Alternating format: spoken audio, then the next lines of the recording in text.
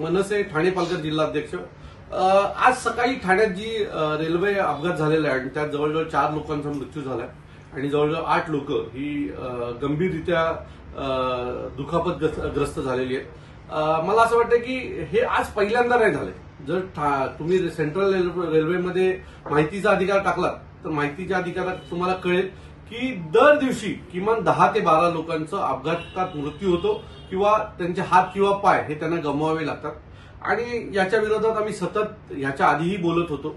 आता आज जे ऍक्सिडेंट झालं त्यात आमच्या एका महाराष्ट्र सैनिकाने टिटवाळ्याच्या ऑलरेडी रेल्वे प्रशासनाला पत्र दिलं होतं आणि त्यांनी म्हटलं होतं की एक मोठा ऍक्सिडेंट त्या भागामध्ये होऊ शकतो, पण रेल्वे प्रशासनाने हलगर्जीपणा केला आणि त्याच्यामुळे तो प्रसंग टाळता आला नाही। त्याच्या जर पत्राची दखल रेल्वे प्रशासनाने घेतली असती तर एवढा मोठा ऍक्सिडेंट झाला नसता, आज लोकांना जीव गमवावा लागलं नसतं। या सगळ्याच्या विरोधात आम्ही उद्या ठाण्यातील गावदेवी मैदान येथून एक मोर्चा काढतोय आणि हा मोर्चा रेल्वे प्रशासनावर ठाणा रेल्वे स्टेशन येथे जाणार आहे।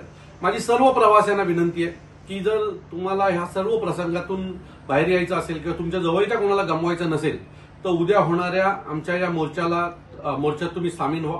उद्या सकाळी 9 वाजता गावदेवी मैदान ते ठाणे रेल्वे स्टेशन या दरम्यान मनसेचा हा मोर्चा होणार आहे। सर्व रेल्वे प्रवाशांना विनंती आहे, सर्व महाराष्ट्र सैनिकांना विनंती आहे की उद्या सकाळी 9 वाजता तुम्ही गावदेवी मैदान येथे मोठ्या संख्येने उपस्थित व्हा।